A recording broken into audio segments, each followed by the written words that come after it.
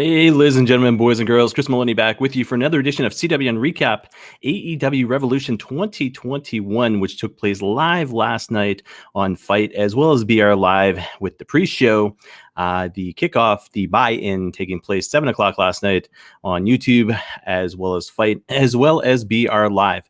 And what a show it was. The internet kind of blew up for a lot of different reasons last night, but it was an enjoyable show. I'll tell you that much there. I enjoyed it thoroughly. By the time it ended, I think it was like 11:45, almost midnight. I was like, holy moly. I was like, it didn't seem that long. But I know one of the matches went quite a while. Two of the matches went quite a while before the main event, actually. And then the main event itself, obviously, you knew it was going to go that 30-minute mark because of the prep work, the hype, everything that went along with it. But anyways, guys, we'll get into it here. So the buy-in, officially, Tony Schiavone and Excalibur on commentary. Match number 1, and they had announced it on Twitter and then took it down and then announced it again that Rebel Reba was not cleared to compete. Dr. Britt Baker found Tony Schiavone backstage, basically said, hey, I'm a doctor. I got a doctor's note, and I'm going to give this to Tony Khan. Well, Tony Khan, apparently disagreed with Britt Baker's analysis of Rebel Reba, and basically the Jacksonville Jaguars team doctor got involved, and Rebel Reba, I'm not sure exactly what they call it. In the graphics they show Reba, but then the announcers call her Rebel, so I guess it's just a thing with AEW there. But long story short, Rebel was not in this match. So it meant Britt Baker was coming out with a new partner there. And surprisingly enough, she comes out first and basically announces that Rebel is not going to be part of the match. Rebel comes out on a crutch. And then Britt Baker makes the announcement she's going to do tag team partner. Here I thought it was going to be Zelina Vega. Here I thought it was going to be Taya Trinidad.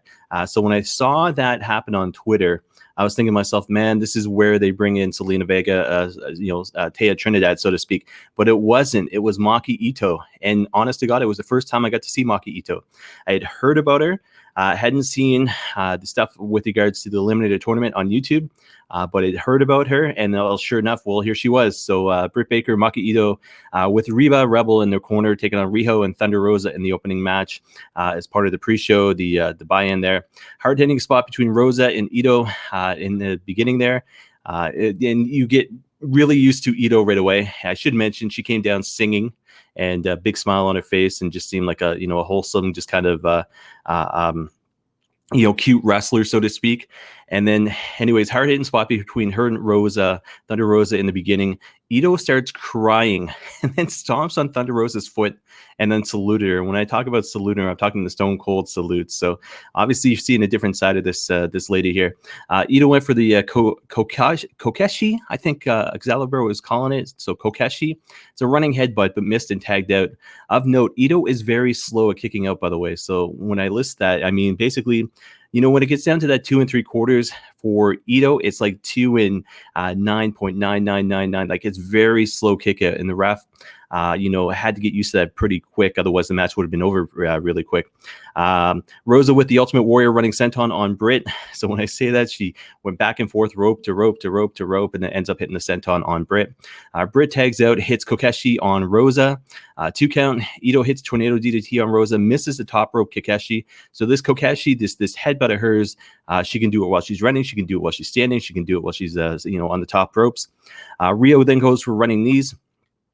Ito counters with a single leg crab. Rio gets to the ropes, though. Britt ends up hitting a sloppy DDT on Thunder Rosa for a 2 count. Reba's up on the apron, collides with Britt. Rosa hits a DVD on Britt. Ito breaks it up, though. And then the finisher sees Reba nail Rosa with the crutch, Britt with a 3 count, and we see the heels win there. So Dr. Britt Baker, as well as Maki Ito, making her official debut on AEW pay-per-view with the win with Reba Rebel in the corner there. Then we get the Jim Ross intro. So the Oklahoma theme music there, joins the commentary, and I'm going to put it this way: his voice sounded horrible. It's I'm not sure if it's always been the way, and he had no time to warm up in the back, or he was catching a cold, or whatever the case may be. But his voice sounded horrible. Then we get into the pay-per-view itself. Commentators: Jim Ross, Tony Schiavone, Excalibur. Opening graphic to start the show, paying tribute to the one and only Jim Crockett Jr. So that was starting the show there. Ross's voice is getting a little bit better, so that's good news there.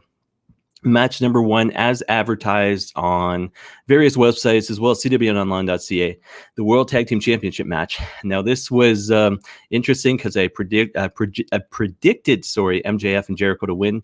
They came out with Wardlow, and then they obviously facing the Young Bucks for the titles there. Crowd is very loud for Judas, and I put very loud in general as well, and they were. Jericho took a title from Aubrey's hand as she was raising them, caused heat there. Bucks very aggressive early on, match spills outside. Jericho, MJF make a comeback. Bucks back inside. Jericho, MJF gloat, and the Bucks end up doing tope suicidas to the outside. All 4 back inside. Stereo sharpshooters to Jericho and MJF. Bucks hitting heavy offense at this point. Young Bucks chant by the crowd. Jericho hits the springboard dropkick on Nick. Heels on the offense. MJF, Jericho do the YB pose, so the Young Bucks pose. Delayed double vertical suplex on Matt, which was kind of a cool moment spot there. And then Jericho and MJF do the Stone Cold salute to the crowd before they drop him. Nick ends up getting a hot tag. Huge offense on MJF and Jericho. Nails MJF with the Canadian Destroyer, who AEW is just simply calling the Destroyer, from the outside for a 2 count. So he's outside of the ring, inside of the ring. Jericho hits a tombstone on Matt. Lion Tamer on Nick. Nick tags Matt. Matt misses the super kick. Lion Tamer on Matt. MJF tags in almost a 3 count with a backslide on Matt, which was kind of surprising there. MJF paintbrushing Matt with head kicks, so just kind of like, the paintbrush style, and then all of a sudden starts to doing the DX crotch chops, so the suck it thing, and then all of a sudden he's like, he does it kicks, and then he does it, and then it was interesting because it's like a big kind of hey, screw you to WWE, you know what I mean? MJF heat seeker on Matt, 2 count. MJF is stunned. Jericho tagged in, double team backfire. Nick tagged in. Jericho accidentally nails Wardlow with the Judas effect. Wardlow's been part of this match, so he's been interfering any chance he gets. 2 count by Nick. Jericho lion saddle temp, nailed with the super kick in midair. So as he's coming down, super kick to the head, super kick to the face. BTE trigger. MJF breaks up the count though. Young Bucks going a super kick party on both guys, and then they hit the Meltzer driver on Jericho for the 3 count, and still. So surprising here. Very good match. Very hard-hitting match between the 2 teams. I love the chemistry. Obviously, Young Bucks, are champs. But then you get the 2 singles guys with MJF as well as Jericho, and they worked well together. It's kind of the calm before the storm, so to speak. I'll get into that momentarily. But it was a good opening match and hot crowd right away. So then we go into match number 2, Casino Battle Royal, one of the Casino Tag Team Royale, sorry. And it's one of the longer matches on the for the night there. Justin Roberts goes over the rules. Natural Nightmares come out first. Dark Order 5 and 10 enter next. Countdown clock is shown on the entrance screen, so we get a 90-second intervals. Plug for AEW Casino Double or Nothing, the game there on Apple, as well as I almost said Sony, but Samsung's Androids. Santana Ortiz out next. 5 hits a running move on Ortiz, states that this is going to suck before he hits it, and the announcers commentated on that. 5 then gets eliminated by QT. Seidel brothers enter next. Uno and Grayson come out next. Mike Seidel's eliminated by Santana Ortiz. Gun Club enter next. Matt Seidel eliminated by Santana, so the Seidel brothers are gone at this point. Then we get Peter Avalon and Cesar Bononi. I'm gonna have to get used to that name there. End up coming out next. Varsity Blondes enter next. Avalon eliminated by Austin Gunn. QT eliminates the Gun Club. Dustin yells at him, and the Gun Club are gone at this point. So he eliminated both guys. QT then eliminates himself, and as he's leaving, spits at Dustin. Bear Country come out next. Grayson's eliminated by Bear Country. Jurassic Express enter next. Theme song being sung by the crowd, obviously. Ortiz eliminated by Jungle Boy. Bonani eliminated by Luchasaurus. So Avalon and Bonani are gone. Griff is eliminated by Luchasaurus at this point. Santana eliminated by Jungle Boy. So Santana and Ortiz are gone. Evil Uno eliminated by Marco Stunt. So Grayson and Uno are gone. Marco Stunt was not part of this match, but there was a lot of outside interference going on. Butcher and Blade come out next. And I say that, and obviously Ali Bonnie gets involved as well. Pillman Jr. Eliminated by the Butcher. Varsity Blondes are gone. 10 eliminated by Jack Evans. 5 and 10 gone. Dustin eliminated by Blade and Bunny. Dustin and QT are gone. Just checking the text message there. Private Party enter next. SCU enter. Luchasaurus eliminated by Bear Country. Bear Country eliminated by Butcher, Bunny, and Bear Country are gone. They have a huge potential future in AEW. I'll tell you that. As far as Bear Country goes, they're over. They can move, and they're respected, I know, on the indie scene. So it'll be interesting to see where they go from here. Death Triangle then enter. Quinn's eliminated by Pac. Blade's eliminated by Phoenix. Silver and Reynolds in next. Cassidy eliminated by Silver and Reynolds. Private Party is now gone. Butcher eliminated by SCU. Bunny throws a fit. Butcher and Blade are gone. Daniels eliminated by Phoenix. Reynolds eliminated by Jungle Boy. Kazarian eliminated by Pac. SCU is gone at this point. Silver eliminated by Phoenix. Silver and Reynolds are gone. Pac eliminated by Jungle Boy. Phoenix hits an outside move through the ropes. Rick Knox, not a big fan of him as far as this pay-per-view went, by the way. Attempted to tell Phoenix he was eliminated. Aubrey had to step in and say, no, he went through the ropes.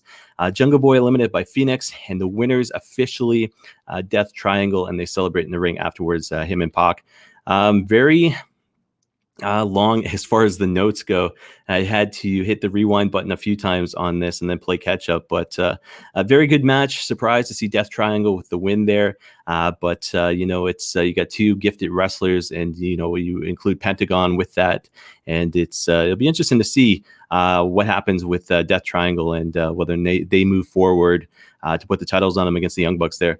Backstage promo, we get Dasha Gonzalez and Paul White. White won't spill, but he does throw a couple hints.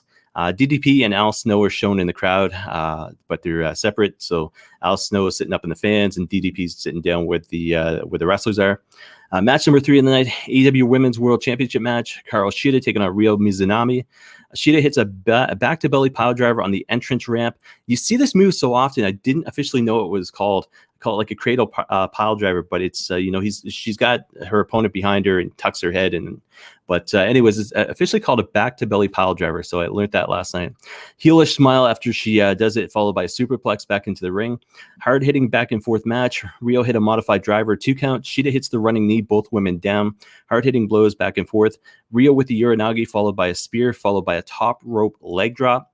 Only a 2 count though. Shida with a straight jacket suplex. Rio with a clothesline to the back of the head. So hard hitting back and forth between these two women here. Shida Falcon Arrow, knee attacks, another Falcon Arrow 2 count. Shida with a knee attempt to Rio with a huge clothesline. Shida with a Tamashi, reversal pin by Riho. It's weird to say Riho because it's Rio. Very late 2 count though. And then we get Shida with the Tamashi again, 2 count, corkscrew knee strike by Shida. She finally gets the 3 count there. So that's the win, and as well as the end of the match. So Shida retains. Post-match, Shida celebrates. Now the Rose comes in with Vicky Guerrero. Comes down to attack both women. Then we see Britt, Reba, and Maki Ito down to attack as well. And then Thunder Rosa comes down to make the save. The heels run off. So be interesting to see who they put up against Shida at this point. But at one point, after Thunder Rosa had ran off the heels, she picked up the women's title and gave it to Hikaru Shida. So I think Thunder Rosa might be next in line as far as that title goes. I think we might be seeing a heel turn by Thunder Rosa. But with the NWA back, anything's possible. So we'll have to wait and see. AEW Double or Nothing announced officially for May 30th, taking place Jacksonville at Daly's Place. So May 30th, 2021, not in Las Vegas. And they had put a post saying anybody with tickets to Las Vegas can get full refunds there. But officially May 30th, so taking place on a Sunday again for pay-per-view for AEW. Backstage promo, we get Alex Marvez with OC and Chuck Taylor. OC and Taylor attacked by Miro and Sabian. Miro tosses Taylor through a glass door panel. He's busted open, he's bleeding, and then Miro drags Taylor to the ring. So match number 4, officially, we get Miro and Sabian versus Chuck Taylor, OC. Justin tries to ring announce, but he gets interrupted. Miro grabs the mic and states Chuck can make this right. Chuck, bloodied up, says no to ring the bell. Match begins, no OC. Heels are dominating. Finally, OC comes down to the ring. Beach break stomp combo on Kip. Stuff pile driver by Chuck. Miro breaks up the pin. Ford ties up the ref. OC kicks to Miro. Superman punch to Miro, followed by Slumdog Millionaire. Miro runs OC into Ford purposely. So it looks like an accident, but it's purposely. Miro just couldn't care. So we get Penelope Ford falling off the ring apron. Miro then goes to destroy OC. Chuck back in. Miro destroys him as well. Sabian goes to check on his wife, Penelope Ford. Miro drags him back into the ring to tag. Miro locks in the game over to Chuck and then hits the submission to win. So very interesting because Miro seems to be becoming a beast. Not that he already is, but he's not necessarily caring who's he around, who's he tagging with, so to speak. So I think this is going to lead to that massive heel push that he's going to end up getting. But he couldn't care less about Penelope Ford or necessarily Kip Sabian. All he wanted to do was win the match and destroy Chuck Taylor. So it'd be interesting to see where they go from here. But I think his feud with probably Chuck Taylor is over with because, I mean, Chuck Taylor basically tapped and looked like he was hurt in this match. I mean, storyline wise, but Miro looked like a monster heel, which was great. Backstage promo, kind of touched base on it a little bit earlier on. Alex Marvez, Inner Circle. Jericho says an Inner Circle War Council, will take place this coming Wednesday night, and the change is needed. MJF agrees. He's got that look on his face. They do a fist bump, and then I mean, I think it's like I said, the calm before the storm. I think it's only a prelude before, it's I think it's inevitable. I think Wednesday is going to be interesting. I'll tell you that much. Match number 5, big money match, is up next. Hangman Adam Page taking on Big Money Matt Hardy. Match taken to the outside early on. Hardy slams Page's right hand in between the entrance ramps and the steps. Match finally gets back into the ring, and Hardy continues to work the right hand of Page. Announcers, basically saying that's his good hand. That's the his buckshot lariat arm, so to speak. So they're playing it up. Where are we here? Match heads to the outside again. Hardy hits a twist of fate on Page. Page back in the ring at 9. Hardy continuing with the offense inside the ring. Hardy finally clothesline outside of the ring by Page. Page with a top rope moonsault to the floor on Hardy. Back in the ring, Hardy continues to get destroyed. Deadeye attempt by Page, blocked. Sling blade by Hardy. I don't know if it was a sling blade or if it was what's his other move there? A side effect. I didn't go back and rewind, but I think it was a side effect, but I put down Sling Blade, so it could have been either or. But anyways, Hardy has got the advantage right now. Hardy's second rope leg drop attempt ends up getting blocked by Page. Hardy hits a powerbomb 2 count. Hangman hits the Deadeye, covers ref, distracted by Private Party, though, who come down to the ring at this point. Hangman takes out Private Party, goes for the buckshot lariat, missed. Side effect twist of fate 2 count by Hardy. Private Party attempt to get involved again. Dark Order arrive. Hangman buckshot lariat for the 3 count. Post match, Hangman celebrates with Dark Order and beers. So big group hug, and Coco Cabana's got the beers there. So it's a good kind of go home for the Dark Order there. Match number 6, another long match of the night, but this was a very good, very surprising match as well. So Face of the Revolution ladder match. So we got Cody Rhodes, Lance Archer, Scorpio Sky, Max Caster, Penta, L0M, and the one and only all ego Ethan Page. So they left the 6-man to surprise. I predicted Christian. It wasn't Christian. Obviously, it was Ethan Page. They had his gimmick up, that little character from his YouTube series that was on the screen first. New music, same old look, same old Ethan Page. But he looked good in this match, I tell you that. Huge brass ring hanging above the ring. So they play on the Vince McMahon kind of reach for that brass ring, It's anyway, it's there. Jack Evans hits the ring to attempt to give Caster the boombox. 10 hits the ring and blocks it. Ladder set up by Archer, Cody, and Page. Double team on Archer. Cody attempts to shake hands, gets attacked by Page. So Page is, basically showing he wants this, really quickly here in AEW. Ladder is now ramped up against the ropes. Penta with a huge dive outside off the ladder. Archer trapped in between the ladder. Continuous attacks by Page. Scorpio gets involved. Page misses a tilt-a-whirl slam. The ladder was kind of in the way, so it looks sloppy on Scorpio, but then nails him with the powerbomb on the ladder. So he nails him with the powerbomb. As he nails him with the powerbomb in the ladder, Lance Archer's still trapped in between it, so it's kind of a cool spot. Penta with the Canadian Destroyer to Cody on the ladder. Cody still on the shoulder. Doc Samson tends to Cody. Cody taken to the back, stops at the entrance, but is having second thoughts. 2 ladders set up underneath the ring. So when I say underneath the ring, underneath the brass ring. Archer, Sky, Caster, and Page fighting on top of them. Where are we here? Page becomes the final one. Penta races up the ladder and drops Sky. Back and forth between Sky and Penta at this point. Sky drops Penta from the ladder, both men down. Caster now with Page up on the ladders.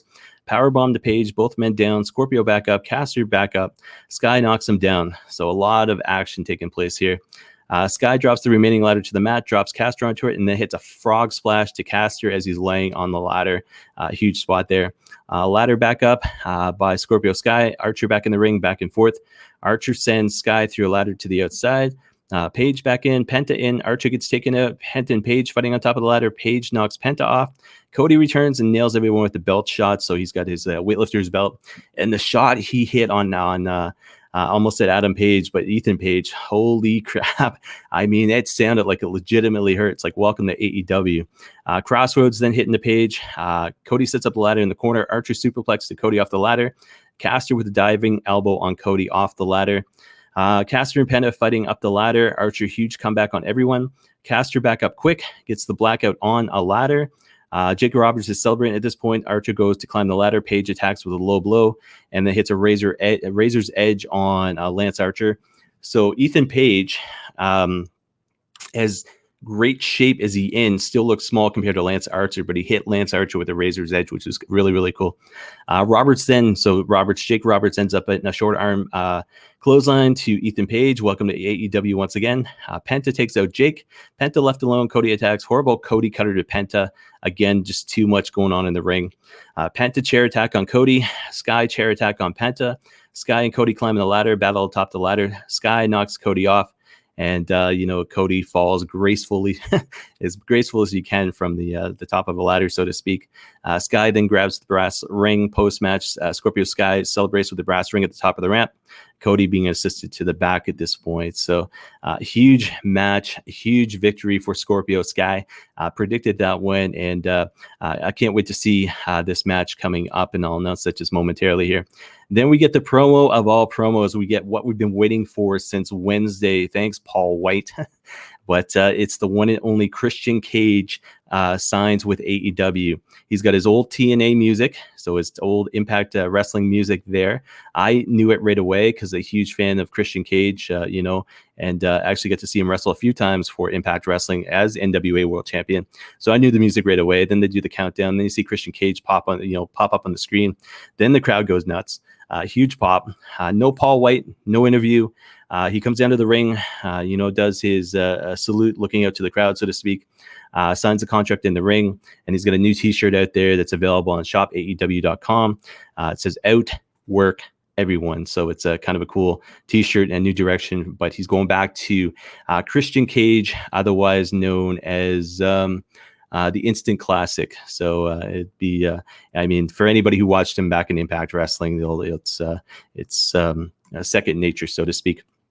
Match number 7 of the night is the semi-main event. It is a street fight. It is cinematic, and Taz is on commentary. So we get an empty, grungy factory with the ring set up. It's the visual was kind of cool. Sting with half Sting, half Darby face paint. That was cool as well. Bell rings Darby as Spider-Man on a brick wall early on. Legitimately, I don't know how the heck he got out there, but basically Starks bounced him. He went up on the wall like Spider-Man, then dropped back. So it was obviously cinematic, huge on. Cage destroying Darby way into the warehouse. Sting fighting Starks in the ring. Sting and Starks take it outside. Sting teases the bat. Starks says he's nothing without the bat. Sting tosses it and beats up on Starks. Cage is then shown suplexing Darby up a stairwell, eventually landing him onto a trash can. This was one of the coolest things I'd probably ever seen on a pay-per-view. So picture this grungy, empty stairwell. And next thing you've got Brian Cage sitting there. And he's got a straight suplex on Darby Allin. I mean, there's a 100-pound difference between the two of them. And he basically, Darby's got his balance, and Cage just simply suplex, walks him up the friggin' stairs, and then dumps him on a trash can at the very top of it. So kind of a cool moment, kind of a cool spot. Go and look for it. It's probably some kind of YouTube meme or GIF or whatever you want to call it, but it was a cool moment. Where are we here? So trash can. Sting arrives to the Cage Darby fight scene. Ricky Starks follows, back and forth by all four. Cage put through a table. Starks grabs a 2x4. Announcers state that Darby will defend against Sky this coming Wednesday. So there you go. TNT Championship match is coming Wednesday. Darby climbs a post. So again, Spider-Man at work. He just and way up to the post, and then hits a coffin drop on Starks. Hobbs and Hook arrive to beat down Darby, send him flying through an old glass window. That was a sick spot right there. Team Taz comes out. So we got Hobbs as well as Hook, and they're now part of this. Where are we here? They attack him with a shovel. I just realized I already mentioned Hobbs and Hook. I was going a little bit too fast. But Darby is up now with a bat. Darby tosses the bat to Sting. Sting breaks the bat over Cage's back, picks up the shovel, and then nails Cage with it. So Cage ends up rolling onto this this walkway, so to speak, just kind of seemingly in the middle of nowhere. Darby then nails Cage with a diving elbow, seemingly, and these are my words, seemingly 30 feet up. Six spot. It reminded me back in the days of Steve Blackman and Shane McMahon and doing the spots from the top of the Titantron and everything else. But Darby nails a diving elbow on Cage, and that's the end of the two of them. Sting and Starks back in the ring, back and forth. Scorpion death drop to Starks in the middle of the ring. Sting gets the 3 counts. So Sting and Darby Allin go over. It's going to be interesting to see what kind of shape Darby Allin's in this coming Wednesday against Scorpio Sky, but they were both in tough matches. And, props to AEW. It was a great match, great cinematic match. And Taz on commentary for it just made it worth it as well. Then it's main event time, guys. Exploding barbed wire death match for the AEW World Championship. And we get the cleaner Kenny Omega, obviously, with Don Callis, who heads straight to commentary, taking on, I'm not sure what that buzzing was. Taking on Jon Moxley. So Mox enters first. Ref Bryce has a hazmat suit on and a face shield. Omega comes in with Callis. Like I said, Callis heads to commentary. Lots of close spots in the first moments. So the way the ring is set up, you got the entrance ramp coming down. You've got 3 sides of the ring all covered in barbed wire, and then you got tables set up in the corners with barbed wire. You got a trash can where the entrance ramp connects to the ring with weapons in it, and then you've got what they called, where is it here? The triple hell spot or something like that. I'll get to it, but that's set up on the outside. So obviously the wrestlers are staying as close as they can within the insides of the confines of the ring, within this little spot, and the referee is trying to stay out the heck out of the way at one point. He ends up, the trash can enters the ring, and the ref basically has to make sure that trash can doesn't set off the ring ropes there. But cool moments, though. Anyways, Omega with the upper hand, but sent outside to the stage. Mox grabs the weapons. Barbed wire baseball, Russian leg sweep to Omega. That was a cool spot there. Kendo stick shots to Omega. Back in the ring, Mox with a barbed wire baseball bat. Blinded with salt, though, by Omega. Mox swinging wildly. Omega sends him into the exploding barbed wire ropes. It's the first time we see that. Omega gets a 2 count. Omega with the offense, figure 4. Mox is bleeding huge at this point. Mox attempts to come back, sent into the corner table covered in barbed wire by Omega. Omega second rope moonsault. He had to do this carefully, otherwise he would have hit those ropes. He gets a 2 count there. Omega attempts to figure 4, sent into the barbed wire ropes face first. Then all of a sudden, Mox then sends Omega back into the ropes again, back first. Omega takes a double bump against the ropes, and it's the scene itself was absolutely phenomenal. Back and forth, Omega pump handle suplex into the corner barbed wire table. He didn't hit all of it, just the kind of the small portion of the bottom of it. So it kind of looked like he landed on his head. And then back and forth again, Omega's side slammed onto a chair covered in barbed wire. So both of these guys taking a beating here. Mox wraps barbed wire around his own arm, lariat to Omega, snapdragon to Mox, V trigger to Mox, lariat to Omega. Both are down, so back and forth here.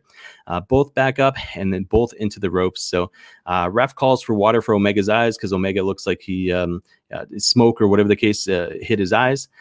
Both guys up and onto the ring apron, back and forth. Omega goes for the hip toss. Mox onto triple cell. Mox then ends up blocking, and then Mox hits the paradigm shift onto the triple hell, as they call it there. It wasn't as intense as I thought it would, but the graphic, Omega gets checked on. Mox wrapped in the middle of the barbed wire, in the middle of it. And Omega at this point is busted open. Huge fan chants at this point. So let's go Moxley, Omega. Let's go Moxley, Omega. Both guys back in the ring. Mox with a handful of barbed wire. Bomb music starts playing. I'm like, what the heck? We're getting a run-in? But no, bomb music actually has its own theme music here. Mox with a pile driver 2 count. Back and forth. Omega V triggers.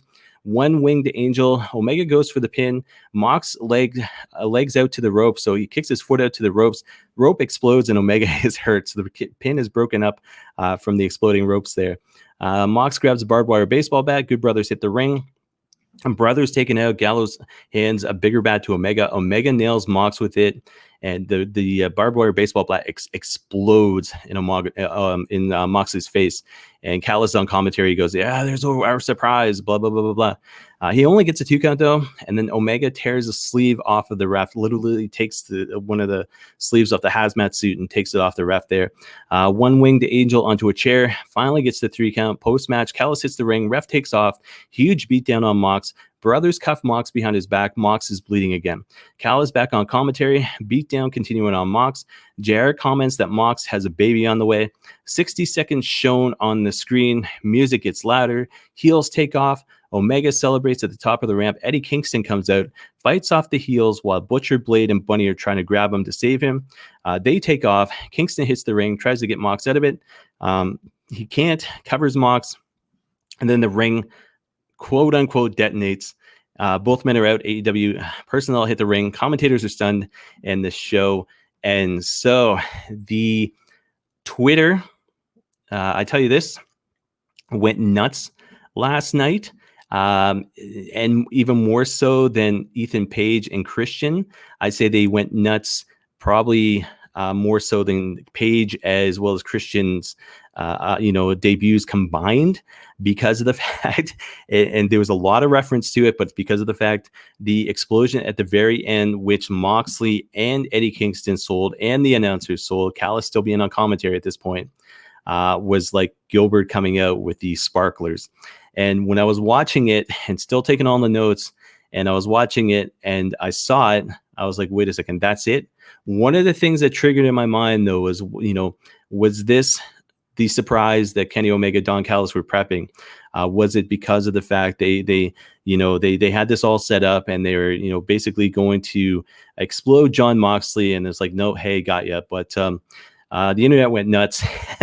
Every post show out there basically was commenting with regards to explosions and explosiveness, and how would you rate this? And any, like I said, the internet went nuts. But the follow up is today. I'll read the follow up just before I get to my match of the night as well as my wrestler of the night. And this is courtesy F4WOnline.com. Tony Khan responds to AEW Revolution's show closing explosion. This is a benefit, I guess, of doing the post show, the recap show the very next day, because there's more to it, especially in a situation like this. But the graphic on the F4WOnline.com article here, basically, like I said, shows the Gilbert sparklers, and you can see Kingston covering Mox in the ring there. But the article is this: Tony Khan has spoken out in the ending of tonight's AEW Revolution pay-per-view event. During a Revolution show post-media scrum, Khan explained that the reason the show ending explosion was weak was because in storyline, Kenny Omega failed to deliver on the promise of an exploding ring. I think we're all lucky that the bomb going off at the end didn't really hurt anybody. Kenny's big master plan, he built a dud, Khan said. Who would have thought when he drew the big plan with crayons that maybe the bomb might not fail to take both guys out? But at the end, I don't know what people really wanted unless you wanted us to actually explode the guys at the end. There's only so much you can do, Khan later at it. So without actually blowing up the ring and blowing both guys up, I think the basic explanation is Kenny's ring was set to explode. His plan as a heel who built this thing with a hammer and nails, as we saw, the final bomb just didn't go off. Khan then pointed to John Moxley's promo after the show went off the air, where Moxley addressed the underwhelming explosion. Kenny Omega may be a tough son of a, but he can't make an exploding ring worth it. Moxley said, I've seen more dangerous crap. I'm not going to swear on the show, on ridiculousness on MTV. What the F was that? So, and then the article continues. The end of the show saw Kenny Omega and the Good Brothers, Carl Anderson, Doc, who helped Omega retain the AEW World Heavyweight title, handcuffed Moxley, leaving him in the ring as the countdown timer ticked down. Eddie Kingston then made the save for Moxley as Omega and the Good Brothers left. Kingston was unable to get Moxley out of the ring on time and instead covered him as the explosions went off. However, on television, none of the explosions appeared to hit Kingston or Moxley. Despite that, both men sold the explosion, laying motionless as the ring as the show went off the air. And that is the absolute truth. The announcers played it up. The internet, like I said, went nuts. John Alba from, I think, Tampa Bay Sports, I forget his actual affiliation with the Florida, whatever paper he writes for, was in attendance, and he was saying the crowd wasn't happy about it. So I think it's an attempt of AEW trying to cover up a situation where, either it was set up the way it was or something didn't happen properly. So whatever the case may be, I mean, the show itself was great. The ending kind of sucked, but they played it the way they did. Moxley was down and out, but he was down and out before the explosion went off. Anyways, Kingston played it like a hero, like an Oscar winner there. But anyways, yeah, that's the buzz. Ethan Page, Canadian, obviously. Christian Cage, Canadian, obviously, and the end of the main event there, featuring Kenny Omega, Canadian, obviously. So, guys, as always, I like to do my match of the night as well as my wrestler of the night, winner of the night, so to speak. So, match of the night, Face of the Revolution ladder match. It was hard to top this. 6 gifted athletes in the ring. Caster impressed me. Scorpio Sky, being as banged up as he was, won the match as I predicted. The debut of Ethan Page in All Elite Wrestling was absolutely phenomenal as well. And all 6 guys worked hard. I'm a huge fan of Penta as well. So the match itself just impressed me. So it was hard to argue. Face of the Revolution ladder match, the debut of Ethan Page and Scorpio Sky going on to fight Darby Allin this coming Wednesday is going to be huge. So that's my match of the night there. Wrestler of the night, it's hard to argue. Kenny Omega retained. He did it with help, obviously. Bullet Club style, whatever the case may be. But Kenny Omega, Canadian, is still AEW World Champion as of today. So I'm happy about that. And I'm a huge Omega mark, and anybody who knows me knows that. So yeah, Wrestle Night, Kenny Omega there. So guys, that is it for the recap show. It's been a long one, but it's been fun. As always, check me out at Chris Maloney, CWN on social media. Check out cwnonline.ca for the official website, and you can check us out on social media as well. Next show for us comes this coming Friday, episode number 30. Everything changes, except for the hosts. I'm still going to be here. But the graphics change, the theme music changes, the logo kind of still stays the same, but it's going to have some little added touch to it. But it'll still be me, still be CWN, and I'm looking forward to episode number 30 coming up this coming Friday, 3 p.m. live, Facebook, Twitch, as well as YouTube. So guys, if you listen to the audio on this, thank you very much. Hit the like button. If you've not listened to, but will listen to and watch the premiere on Facebook, YouTube, thank you very much as well. Hit the like, subscribe button, all that jazz. There we go, all that jazz. And like I said, check me out at Chris Maloney, CWM. Last thing, it's International Women's Day today. So I've got 2 sisters, 3 daughters, wife, 3 sisters-in-laws. So it's surrounded by women. But appreciate the women in your life, and make sure you tell them how much you love them, how much you appreciate them, and especially today on International Women's Day there. So guys, until Friday, thank you very much for watching and listening. Take care, and we'll see you at this time. Well, I guess, yeah, it'd be this time on Friday. But guys, thank you very much for watching and listening. Happy International Women's Day, and take care. We'll see everybody again sometime soon.